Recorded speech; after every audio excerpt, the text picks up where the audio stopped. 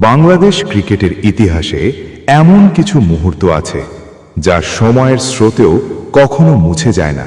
6 March 2020 সিলেটের সেই আবেগঘন দৃশ্য আপনি কি সত্যি ভুলতে পেরেছেন? সেদিন জিম্বাবুয়ের বিপক্ষে সিরিজের শেষ ম্যাচ। অধিনায়ক হিসেবে বিদায় নিচ্ছিলেন মাশরাফি বিন মুর্তজা। গ্যালারি ভর্তি দর্শকদের চোখে জল। ঠিক সেই মুহূর্তে দেখা গেল এক অভূতপূর্ব দৃশ্য। প্রিয় মাশরাফি ভাইকে নিজের কাঁধে তুলে নিলেন তামিম ইকবাল। মাঠ প্রদক্ষিণ করলেন প্রিয় নেতার সম্মানার্থে।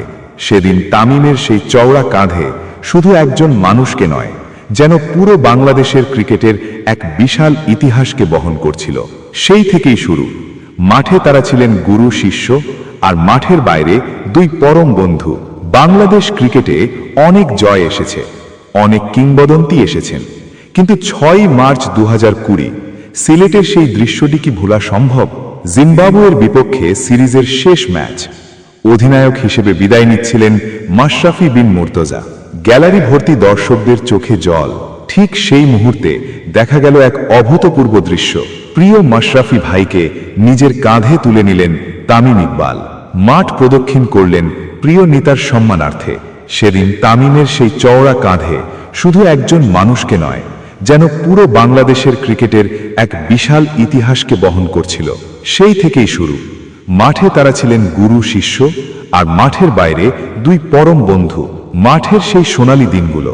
মাশরাফি যখন অধিনায়ক ছিলেন, তখন তামিম ছিলেন তার প্রধান অস্ত্র। 2007 সালের সেই বিশ্বকাপে ভারতের বিপক্ষে জয় থেকে শুরু করে 2015 সালের বিশ্বকাপের কোয়ার্টার ফাইনাল পর্যন্ত সবখানেই এই দুই তারকার অবদান অনস্বীকার্য। মাশরাফির আগ্রাসী নেতৃত্ব আর তামিমের বিধ্বংসী ব্যাটিং, এই কম্বিনেশনই বদলে দিয়েছিল বাংলাদেশের ক্রিকেটের পরিচয়। তারা যখন একসাথে মাঠে থাকতেন, তখন কোটি বাঙালির মনে থাকত এক অদ্ভুত আত্মবিশ্বাস। বিবর্তনের কাল ও বর্তমান প্রেক্ষাপট। সময় বদলেছে। মাশরাফি এখন আন্তর্জাতিক ক্রিকেট থেকে দূরে, রাজনীতি আর জনসেবায় ব্যস্ত থাকলেও তার মন পড়ে থাকে সেই সবুজ ঘাস আর লাল বেজ বলের মাঝে। অন্যদিকে তামিম ইকবালও কেরিয়ারের সায়ান্নে দাঁড়িয়ে। সম্প্রতি ক্রিকেটের আঙিনায় বইছে পরিবর্তনের হাওয়া। জোর গুঞ্জন উঠছে তামিম ইকবাল হয়তো বিসিবির গুরুত্বপূর্ণ কোনো দায়িত্ব নিয়ে ফিরছেন।